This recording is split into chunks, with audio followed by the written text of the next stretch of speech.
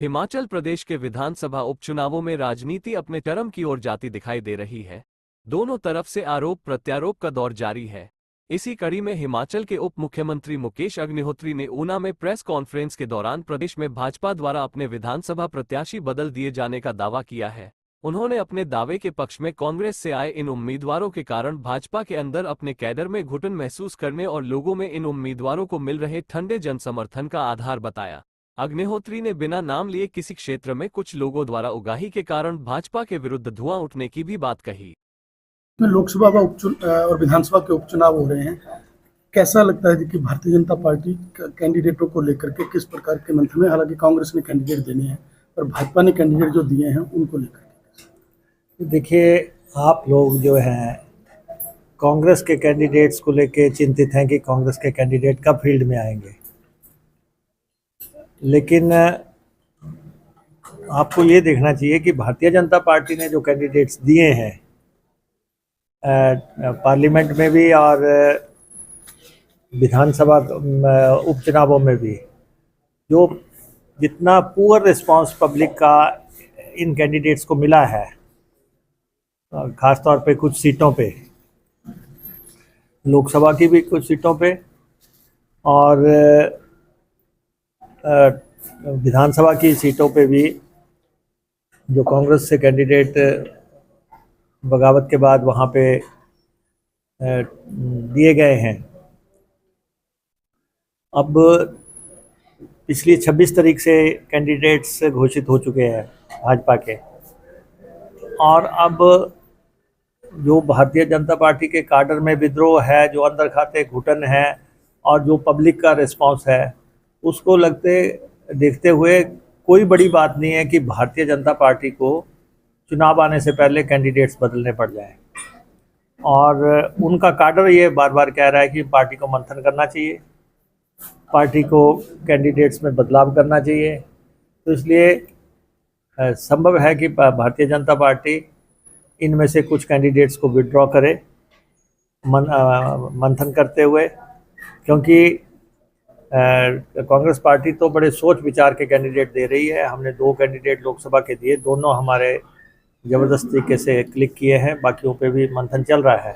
लेकिन भाजपा तो पहलों को विड्रॉ करने के बारे में सोच रही है। जो पार्टी सरकार बनाना चाहती है हिमाचल प्रदेश में, जो दावे कर रही है कि 4 तारीख को हम सरकार बनाएंगे, उनके कैंडिडेट्स को जो पूरा रिस्पांस मिला है पब्लिक में और जो जन आक्रोश है, जो जनता में नाराज़गी है, जो सरकार तोड़ने पे जनता में गुस्सा है, उसको चलते संभव है कि भारतीय जनता पार्टी अपने दिए हुए कैंडिडेट्स में परिवर्तन करके अपने काडर के कैंडिडेट्स दे।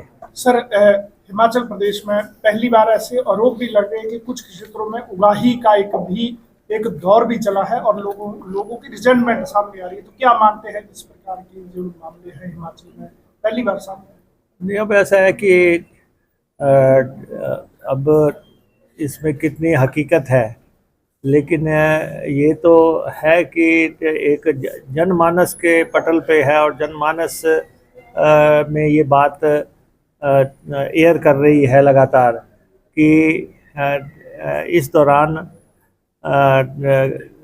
जो कुछ लोग जो है बड़े पैमाने पे उगाही करते रहे और सरकार में सरकारें चलती हैं विकास से, कल्याण से, गरीब की सेवा के एजेंडे से, लेकिन कुछ लोगों ने इस एजेंडे को दरकिनार करते हुए एजेंडा बदल दिया। और यही बातें जो है जनमानस में आ रही हैं कि किस तरीके से ये लोगों को परेशान करते रहे, और बहुत से लोग इसके बारे में चर्चाएं कर रहे हैं। तो जब धुआं तो वहीं उठता है जहां कहीं आग लगी हो, तो कुछ ना कुछ तो हुआ होगा। तो लेकिन ये है कि जो कैंडिडेट्स गए हैं उनको पूरा रिस्पांस मिल रहा है। जब इनके लीडर्स जा रहे हैं उनको भीड़ नहीं आ रही है, लोग उतने सामने नहीं आ रहे हैं। काडर जो है इन लोगों की मदद नहीं करना चाहता है, लीडर्स इन लोगों की, भाजपा के लीडर्स इन लोगों की मदद नहीं करना चाहते हैं, और रेपुटेशन के चलते जो है कुछ लोगों के ऊपर उंगलियां उठ रही हैं। तो भाजपा में भी अंदर से लोग कहते हैं कि अभी तक बहुत टाइम है, कांग्रेस ने तो कैंडिडेट दिए नहीं, तो भाजपा चाहे तो अब भी कैंडिडेट्स बदल ले। तो ऐसी धारणाएं सुनने को मिल रही हैं। मुकेश जी, भाजपा पहले जो है वो ओपीएस के पक्ष में नहीं थी, अब पूर्व मुख्यमंत्री का बयान आया है कि अगर उनकी सरकार आती है तो ओपीएस बंद। नहीं, ऐसा है कि जयराम जी मुख्यमंत्री रहे और उनके पास फेयर चांस था कि वो इलेक्शन के समय इसकी घोषणा कर देते, लेकिन उन्होंने ये कह के इनकार कर दिया कि हमारी सेंट्रल लीडरशिप ओपीएस के पक्ष में नहीं है, ये हमारी नीति नहीं है, इसलिए हम इसको लागू नहीं कर सकते। इसलिए अब तो सिर्फ खोई हुई धरती को बचाने के लिए, रीगेन करने के लिए ऐसी बातें करें, लेकिन उनके पास कोई जवाब नहीं है। और ना ही उन्होंने ओपीएस पे तो गलत स्टैंड लिया, अब उन्होंने महिलाओं के 1500 पे भी गलत स्टैंड ले लिया। और ये कहना कि इसको रोका जाए, इसको बंद किया जाए, ये जो है बांटी ना जाए।